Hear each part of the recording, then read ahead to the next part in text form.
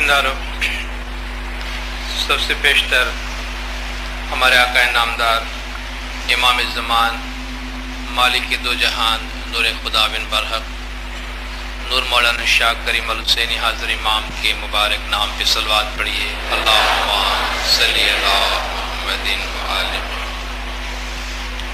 زندارو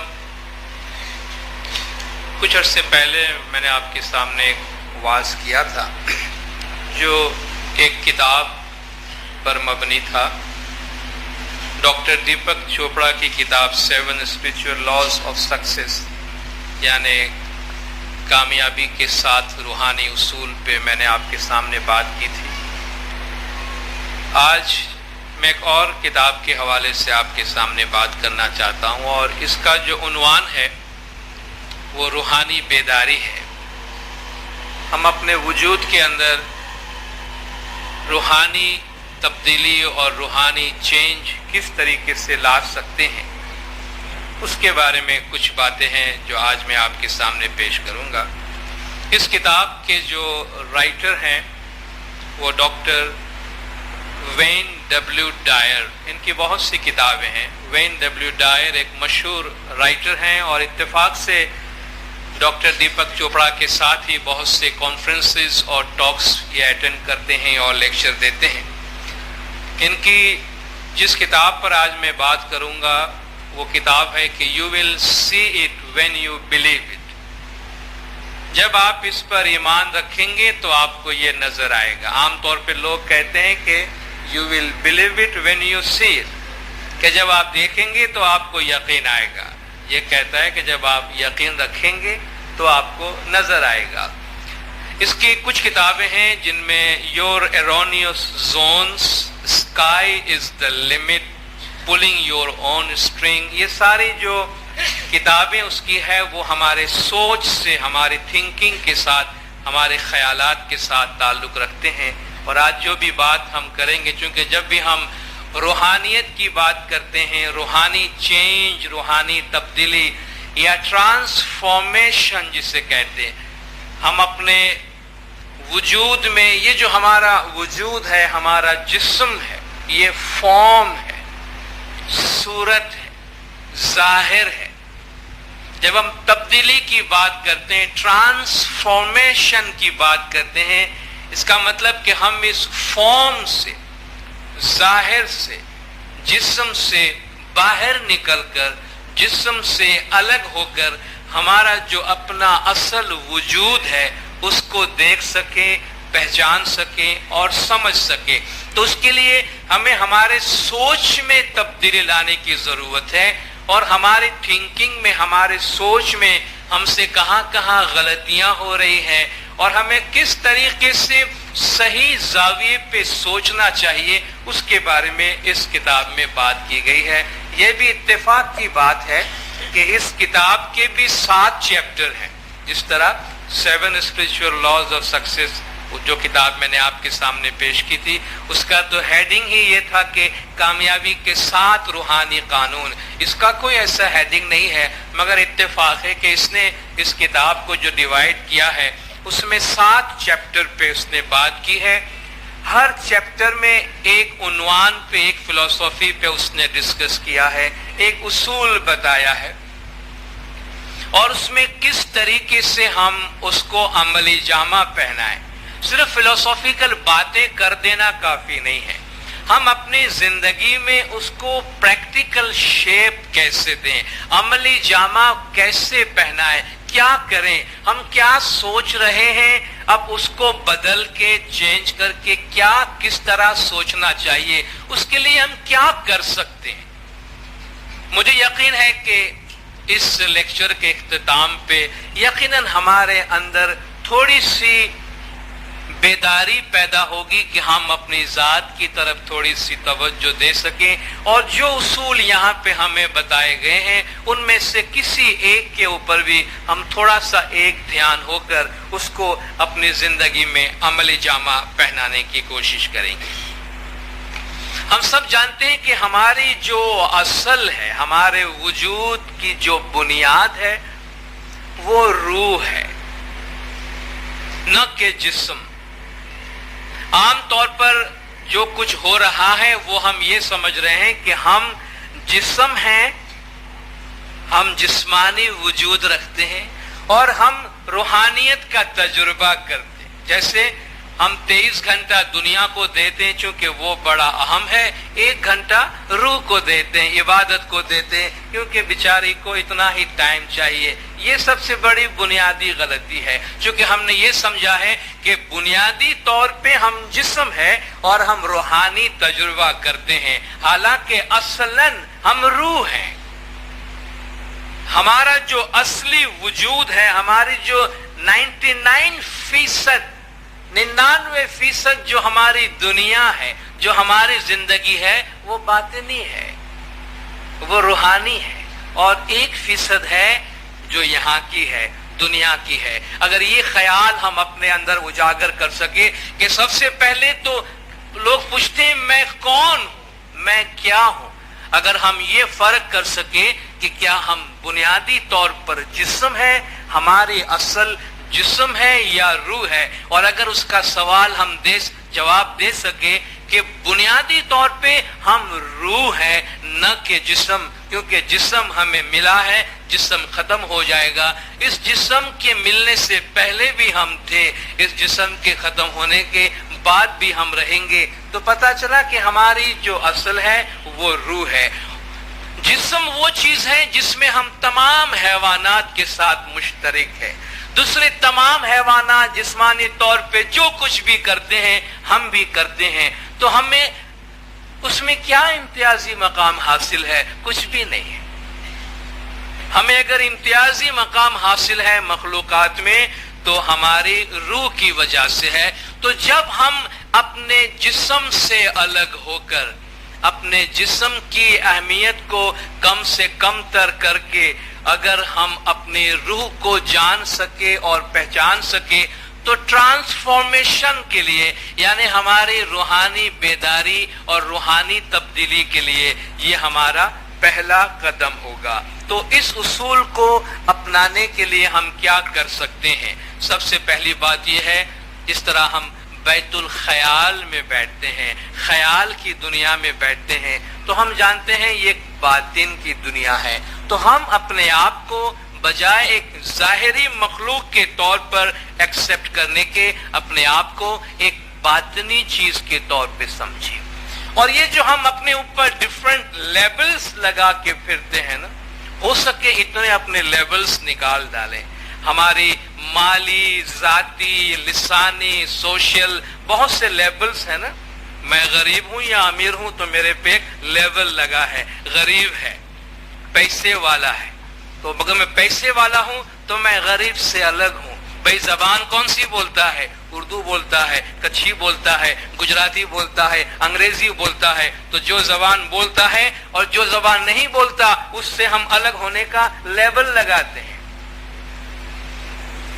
ہماری ذات کیا ہے؟ ہم اس علاقے کے رہنے والے ہیں، اس علاقے کے رہنے والے ہیں. یہ سب چیزیں ڈیوائیڈ کرنے والی ہیں، یہ سب چیزیں ڈیوائیڈ کرنے والی، ہمیں جدا کرنے والی، الگ کرنے والی ہے. پیشہ ورانہ بھائی بزنس کرتا ہے، سروس کرتا ہے، پڑھتا ہے، یہ سب چیزیں جس کا ہم اپنے اوپر لیبل لگا کر اپنی ایک الگ شخصیت ہم بناتے ہیں، اس کی وجہ سے ہم چیزوں سے الگ ہو جاتے ہیں. اور یہ سارے لیبلز جو ہم نے اپنی ذات پہ لگائے ہیں یہ سب جسم کے ہیں، یہ سب ہمارے باڈی کے ہیں، یہ سب مادی اور دنیاوی ہے. اس لیے ہم بہت زیادہ جسمانی چیزوں میں انوالو ہو جاتے ہیں. تو اگر ہم ان سے بالا تر ہو کے سوچ سکتے ہیں تو ہم تھوڑا سا جسم کی دنیا سے باہر نکل سکیں گے.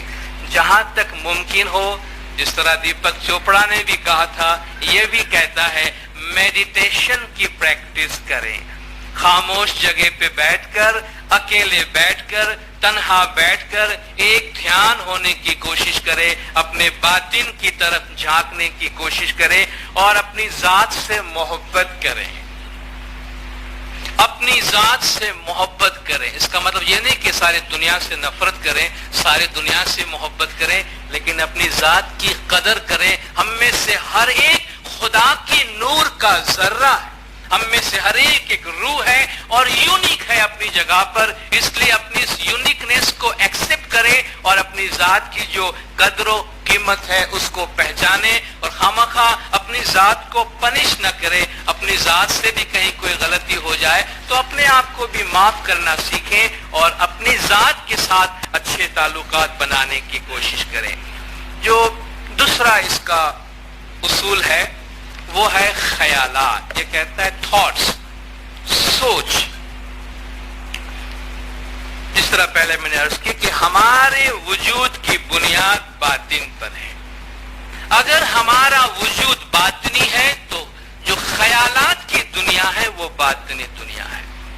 تو ہمارے جتنے بھی کام ہم انجام دیتے ہیں ان سب کے تعلق ہمارے ذہن سے ہے، ہمارے خیالات سے ہے. ہمارے جیسے خیالات ہوں گے ویسے ہمارے اعمال ہوں گے. ہماری جو باڈی ہے، ہمارا جو جسم ہے وہ ہمارے خیالات کو فالو کرتا ہے. ہمارے خیالات جس طریقے سے ہم کو ڈکٹیٹ کرتے ہیں اس طرح ہمارا باڈی رسپونڈ کرتا ہے. کہتے ہیں you are what you think. آپ وہ ہیں جو آپ سمجھتے ہیں. ایک بہت ہی تندرست اور مضبوط انسان اگر ذہنی طور پر اپنے آپ کو کمزور سمجھتا ہے تو اس کا جسم کبھی بھی اسٹرانگ نہیں ہوگا. ہم کہتے ہیں یہ احساس سے کمتری کا شکار ہے، یہ نروسنس کا شکار ہے، اس کے اندر یہ فلان جذبات ہے. اس کا تعلق اس کی باڈی سے نہیں ہے. ہم نروس دماغ میں ہوتے ہیں، کانپتے ہاتھ پیر ہیں ہمارے. کیوں؟ ہمارے تھاٹس کو ہمارا جسم فالو کرتا ہے. اگر ہم نے کہہ دیا کہ یہ کام میں نہیں کر سکتا تو آپ کا جسم کبھی نہیں کرے گا، کیونکہ وہ تھاٹس کو فالو کرتا ہے، خیالات کو فالو کرتا ہے. اگر میرے خیال نے کہا کہ میں یہ کام کر سکتا ہوں تو میرا جسم اس کو فالو کرے گا. اس لیے کہتے ہیں کہ جو بھی ہمارے خیالات ہیں اس کو اگر ہم بہتر بنا سکیں، اور یہ ساری ایکسرسائز جو ہے وہ خیالات کی ہے، تھاٹس کی ہے، تھنکنگ کی ہے. ہم دکھی بھی ہوتے ہیں اپنے خیالات کی وجہ سے، سکھی بھی ہوتے ہیں اپنے خیالات کی وجہ سے، جس کا ذکر آگے چل کر آئے گا. تو ہم کس طریقے سے اپنے خیالات کو بہتر بنا سکے جس سے ہمارا ظاہر وجود ہمارے ساتھ دے سکے.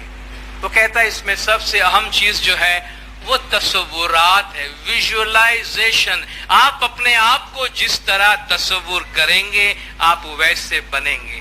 اگر ذہنی طور پہ ہم مفلس ہوں گے، اگر ہمارے ذہن میں ہمارے خیالات غربت سے بھرے ہوئے ہیں تو ہمارے گھر میں امیری کبھی نہیں آئے گی، ہماری زندگی میں امیری کبھی نہیں آئے گی. کہتے ہیں کہ انسان دل کا بادشاہ ہوتا ہے، مال کا بادشاہ نہیں ہوتا. اگر ایک آدمی کے پاس کروڑوں روپے ہیں پھر بھی وہ اگر یہ سمجھتا ہے کہ اس کے پاس انف نہیں ہے، اسے اور چاہیے، تو وہ تو غریب ہے. حالانکہ مال بہت ہے، تھاٹس میں کنگال ہے. تھاٹس میں غریب ہونے کی وجہ سے یہ اس کی امارت، اس کی امیری اس سے کوئی کام نہیں آ رہی. ایک آدمی کے پاس تھوڑا ہے جسے ہم سنتوش کہتے ہیں، قناعت کہتے ہیں، برکت کہتے ہیں. تھوڑا ہے مگر وہ کہتا ہے کہ مجھے کسی چیز کی ضرورت نہیں ہے، تو وہ امیر ہے. وہ امیر اپنے خیالات میں ہے، اپنے مال و دولت میں نہیں ہے. تو اپنے خیالات کو امپروو کرنا، درست کرنا ضروری ہے. تو 3-4 قسم کے وہ سٹیجز بتاتا ہے اس میں کہ your actions come from your images. آپ کے جو تصورات ہیں اس پہ آپ کا امیج بنتا ہے. تو اپنے آپ کا جو امیج ہے، اپنا تصور ہے، اپنا باطن ہے، اس کو بڑا اسٹرانگ رکھیں. آپ کا ظاہر جو ہے اس کو فالو کرے گا. دوسری بات وہ کہتا ہے کہ جس چیز کا بھی آپ تصور کرتے ہیں وہ موجود ہوتی ہے کائنات میں. سائنس نے اتنے قوانین ایجاد کیے ہیں کہ ساری دنیا کا نقشہ بدل دیا ہے، لیکن اس میں کوئی بھی چیز نئی بنائی نہیں ہے. سائنٹسٹ نے اصول معلوم کیے ہیں. یہ نہیں کہ یہ چیز سائنس نے بنائی ہے.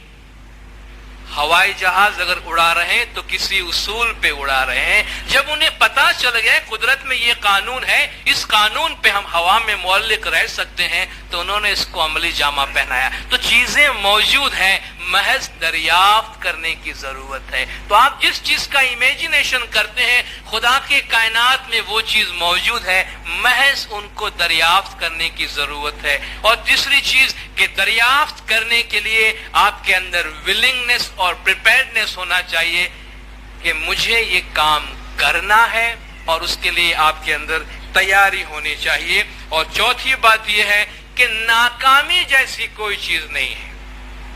बच्चे एग्जाम में फेल हो जाते हैं तो खुद भी मायूस होते हैं, पेरेंट्स भी मायूस होते हैं।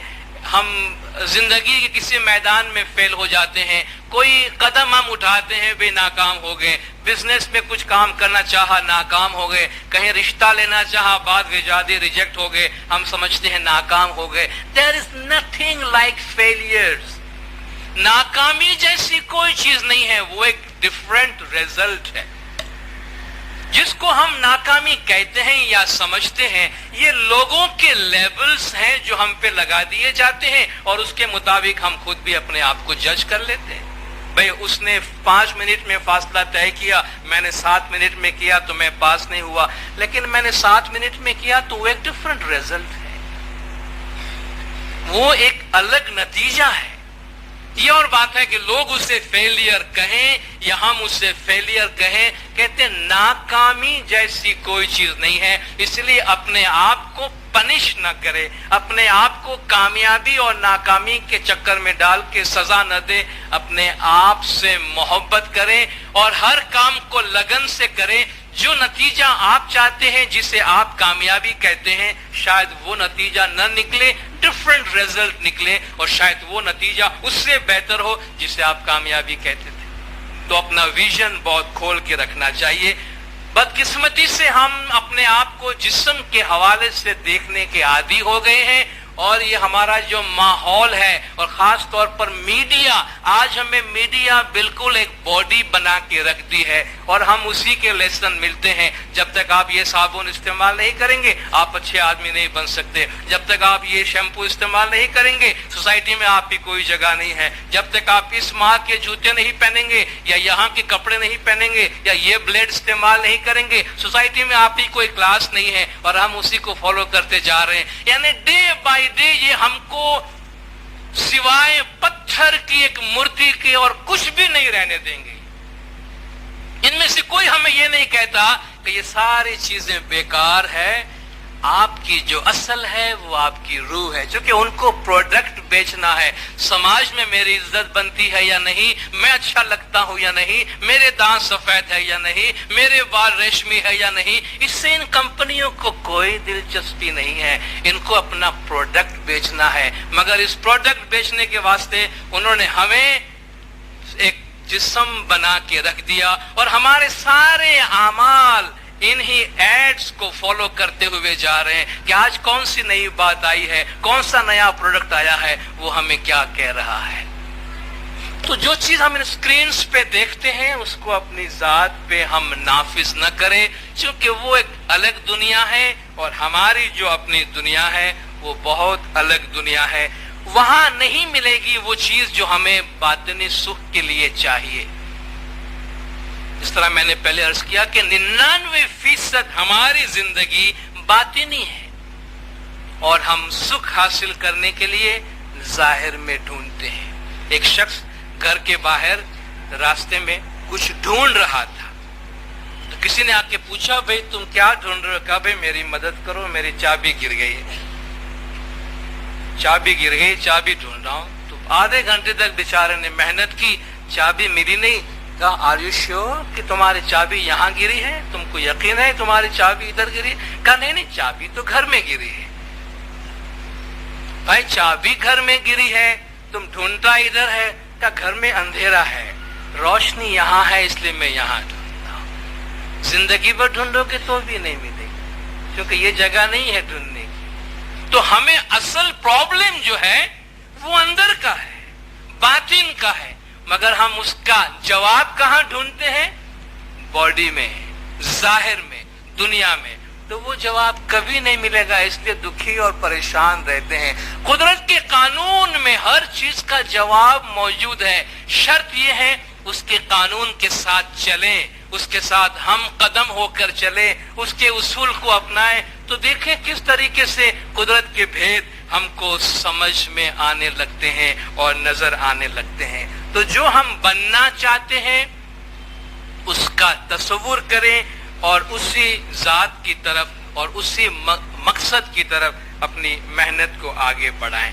تیسرا اصول جو یہ بیان کرتا ہے وہ ہے وحدت، وننس۔ کہتا ہے یہ پوری کائنات جو ہے ایک نغمہ ہے۔ وہ انگریزی ورڈ سے اس کا ترجمہ کرتا ہے، جسے ہم کائنات کہتے ہیں، عالم کہتے ہیں، اسے انگلش میں یونیورس کہتے ہیں، اور وہ یونیورس کا ترجمہ کرتا ہے۔ یونی یعنی ون، ورس یعنی سانگ، گانا۔ یونیورس کا ترجمہ کرتا ہے ون سانگ، یعنی یہ گانا ہے، ایک نغمہ ہے۔ یہ پوری کائنات میں جو کچھ بھی ہو رہا ہے وہ اللہ میاں کا ایک بہت بڑا آرکیسٹرا چل رہا ہے اور ایک نغمہ بج رہا ہے، اور ہم سب اس نغمے میں ایک ایک ساز ہے اپنی جگہ پہ۔ ساز ملاتے جائیے، یہ جدا ہونے والی چیزوں کو ختم کرے۔ آپ دیکھیں مولا کے فرمان میں یہ چیز ہم کو ملتی ہے نا کہ جدا کرنے والی دیواروں کو ختم کر کے جوڑنے والی پلوں کی طرف جائیں، جو ایونچولی بالآخر ایک دفعہ مولا ہمیں جماعت کے اندر یونیٹی کی بات کرتے ہیں، پھر دوسروں کے ساتھ یونیٹی کی بات کرتے ہیں، پھر امت مسلمہ کی بات کرتے ہیں، پھر امام مسلم مسلمان اور یہود اور عیسائی ابراہیمی ٹریڈیشن کی بات کرتے ہیں، بالآخر ساری انسانیت ایک ہے اور یہ پوری کائنات ایک ہے۔ تو کہتے ہیں یہ پوری کائنات جو ہے وہ ایک نغمہ ہے، اپنے خول سے یہ جو ہم الگ الگ رہ کر اپنی ذاتی زندگی، ذاتی دنیا بناتے ہیں، کہتے ہیں اس سے باہر نکل کر آفاقی بننے کی، یونیورسل زندگی اپنانے کی کوشش کرو۔ کہتے ہیں جس طرح ہمارا جسم ہے، ہمارے ہاتھ کے الگ کام ہے، پیر کے الگ کام ہے، دل کا الگ کام ہے، پھیپھڑے کا الگ کام ہے، کڈنی کا الگ کام ہے۔ جسم کا ہر عضو انڈیپینڈنٹلی اپنی جگہ پہ اپنا اپنا کام کرتا ہے، مگر یہ سب ملا کر جسم ہے، یہ سب ملا کر جسم کی ایک یونٹی ہے۔ اس میں سے کوئی بھی ایک حصہ اگر باغی ہو جائے، یعنی سسٹم کے مطابق نہ چلے، تو سسٹم اگر اس کو ریجیکٹ کرتا ہے تو پورے باڈی پہ اس کا اثر پڑتا ہے۔ کیا کبھی جسم کا ایک عضو دوسروں سے دشمنی کر سکتا ہے؟ وہ دل کا ہے یار گردے کی بڑی اہمیت بن گئی ہے تو میں گردے کے خلاف کچھ کام کروں، یا پھیپھڑا کہے کہ آج کل دل والوں کی مارکیٹ بہت گرم ہے، جسے دیکھو ہارٹ کا مسئلہ لے کر کھڑا ہوا ہے اور مجھے کوئی نہیں پوچھتا تو میں ہارٹ پہ حملہ کرتا ہوں یا میں ہارٹ کو ختم کروں۔ باڈی آپس میں فائٹ نہیں کرتی ہے، باڈی کے اعضاء آپس میں لڑتے نہیں ہیں، کہتے وہ ایک یونٹ ہے، اگر وہ لڑنے لگے تو جسم تباہ ہو جائے، ان میں آپس میں لڑنے کی صلاحیت نہیں۔ کہتے اسی طریقے سے ہماری جو دنیا ہے، ہماری زندگی ہے، کہتے ملانے کی بات کریں، جدا کرنے کی بات نہ کریں۔ کتنی اچھی مثال اس نے دی ہے کہ سمجھ لیں کہ آج ایک کانفرنس میں حضور اکرم صلی اللہ علیہ وآلہ وسلم تشریف لے آئے، حضرت عیسیٰ علیہ السلام بھی آ جائیں، حضرت موسیٰ علیہ السلام بھی آ جائیں، اور سری رام اور کرشن اور بدھ سب آ جائیں، اور وہ سب ایک کانفرنس پہ ایک ٹیبل پہ آ کے بیٹھیں، تو کیا وہ ایک دوسرے کو مارنے کی اور میزائل استعمال کرنے کی دھمکیاں دیں گے؟ اگر یہ ساری ہستیاں آج ایک ٹیبل پہ آ کے بیٹھیں، جو دنیا کی ساری انسانیت کی بڑی بڑی جماعتوں کے لیڈرز ہیں، جن کے ہم فالوورز ہیں، تو کیا یہ لوگ ایک دوسرے پر ایٹمی دھماکے کرنے کی دھمکیاں دیں گے، لڑیں گے ایک دوسرے سے، یا اپنی امت کی حماقتوں پہ ہنسیں گے؟ کہتے وہ اپنی امت کی حماقتوں پہ ہنسیں گے کہ ہم لوگ کیا پیغام لے کر آئے تھے، ہم تمہیں کیا بتاتے آئے، ہم نے تمہیں وحدت کا پیغام دیا، ہم نے تمہیں محبت کا پیغام دیا، ہم نے تمہیں جوڑنے کا پیغام دیا، تم نے نفرت کو عمل میں لایا، تم نے جدا کرنے والی دیواریں بنائی، ہر ایک الگ الگ اپنے اپنے یونٹ بن کے بیٹھ گئے۔ کہا اس سے اس سے پریشانی آتی ہے۔ جس طرح جسم میں اگر اعضاء آپس میں کوآرڈینیٹ نہ کریں تو انسان دکھی ہوتا ہے، آپ کا جسم دکھی ہوتا ہے، اس طرح انسانیت اگر ایک دوسرے کے ساتھ محبت سے نہ چلے تو انسانیت دکھی ہو جائے گی۔ اسی حوالے سے ہم انسٹیٹیوشن کے حوالے سے بات کر سکتے ہیں۔ یہ کہتا ہے کسی بھی آرگنائزیشن میں آپ کام کرتے ہیں تو کبھی بھی کسی کارکن کو الگ کرنے کی کوشش نہیں کرنا، اس کو آئسولیٹ کرنے کی کوشش نہیں کرنا، سارے ورکرز کو، سارے امپلائیز کو، سارے مین پاور کو آپس میں ملا کر کام کرنا، ان کو اس بات کا احساس دلانا کہ تم ایک وحدت کے لیے کام کر رہے ہو، اگرچہ تم اپنی اپنی جگہ پہ ایک الگ ہستی ہو مگر تم سب کا تعلق ایک وحدت کے ساتھ ہے اور اس وحدت کو مضبوط بنانے کے لیے کام کرنا چاہیے۔ چوتھا جو اصول یہ بیان کرتا ہے وہ ہے ایبنڈنس۔ ایبنڈنس یعنی افراد، چیزوں کا بہت زیادہ ہونے کا احساس جس کی ہم سب کو خواہش ہے کہ بس ہمارے پاس اتنا ہو جو کبھی ختم نہ ہو۔ جو بھی چیز ہمیں چاہیے ہماری خواہش یہ ہوتی ہے کہ بس خواہش ختم ہو جائے، ہم امید کریں اور وہ چیز ہمارے پاس آ جائے، ہمارے دل میں خواہش جنم لے اور وہ چیز آ جائے۔ کہتے ہیں جو افراد کا تصور ہے ہمیں بہت ملے اور ہمارے پاس بہت زیادہ ہو، کا قدرت میں اس کی بھرپور گنجائش ہے۔ آپ ایک سیب اٹھاتے ہیں، اس سیب کو کاٹتے ہیں، اس سیب میں کتنے بیج ہیں یہ تو آپ گن لیں گے، لیکن کیا آپ کو یہ معلوم ہے کہ جتنے بیج اس میں ہے اس میں آگے اور کتنے سیب ہے؟ کسی کو معلوم؟ کوئی گن سکتا ہے؟ کوئی نہیں گن سکتا۔ قدرت کی چیزیں ایسی ہیں کہ جن کو آپ گن ہی نہیں سکتے۔ قدرت میں ہر چیز جو ہے وہ لامتناہی ہے، اینڈ لیس ہے، لیکن ہم جب اس میں باؤنڈریز بنانے کی کوشش کرتے ہیں، اس کو قید میں لانے کی کوشش کرتے ہیں تو پھر وہ چیز ہمارے ہاتھ میں نہیں آتی۔ ہماری ایک مینٹلٹی ہو جاتی ہے، اسکیسٹی مینٹلٹی جسے کہتے ہیں، میرے پاس یہ نہیں ہے، میرے پاس وہ نہیں ہے، کاش یہ میرے پاس ہوتا کتنا اچھا ہوتا، کاش یہ میرے پاس ہوتا۔ ایسے لوگ تو مفلس ہوتے ہیں۔ یہ چونکہ اسکیسٹی میں یہ مینٹلٹی دماغ کے اندر یہ ساری چیزیں ہیں، قدرت کے کارخانے میں ہر چیز موجود ہے۔ پرابلم کیا ہے؟ یہ اصول ہے ایک کہ جس چیز پہ آپ کانسنٹریٹ کرتے ہیں، جس چیز پہ ہم دھیان لگاتے ہیں وہ چیز پھیل کے بڑی ہو جاتی ہے۔ آپ جس چیز پہ دھیان دیں گے وہ پھیل کے بڑی ہو جائے گی۔ مثلا تھوڑا سا نزلہ بھی ہم کو ہوتا ہے، اگر ہم اس نزلے کی فکر لے کے بیٹھے تو ایسا لگے گا کہ جیسے بستر مرگ پہ پڑا ہوا ہے، اتنا بیمار ہے، ہوتا نزلہ ہے لیکن ہمارا دھیان پورا اپنے نزلے پہ ہے کہ جیسے سارا جہان بیمار ہو گیا ہے ہمارے ساتھ۔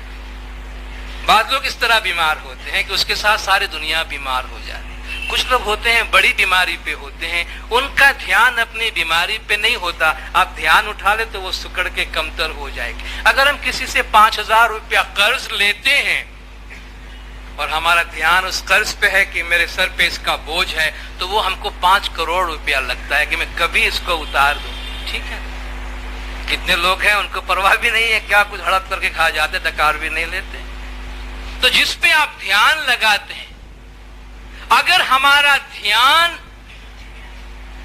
مفلسی پر ہے، کیا کچھ میرے پاس نہیں ہے، اس پہ اگر میرا دھیان ہے تو میں بہت مفلس رہوں گا زندگی پر، کیونکہ میں وہی چیز دیکھ رہا ہوں جو نہیں ہے۔ پھر میرے پاس ٹائم نہیں ہے کہ میں اس کو دیکھوں کہ جو کچھ میرے پاس ہے۔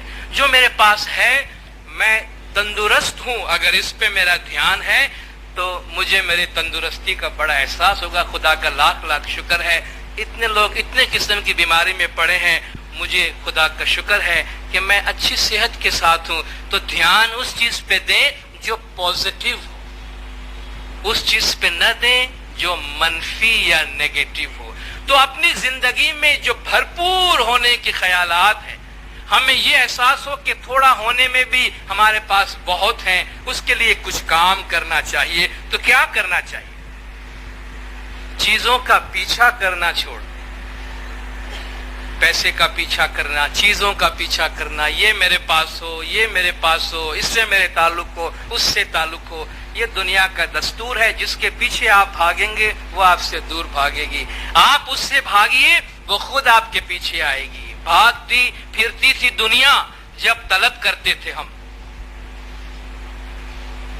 بھاگتی پھرتی تھی دنیا جب طلب کرتے تھے ہم، اب جو ہم نے نفرت کی تو بے قرار آنے کو ہے۔ جب میں پیچھا کرتا تھا تو وہ بھاگتی تھی، اب میں اس سے دور بھاگتا ہوں تو وہ میرے پیچھے بھاگتی ہے۔ یہ دنیا ہے، چیزوں کا پیچھا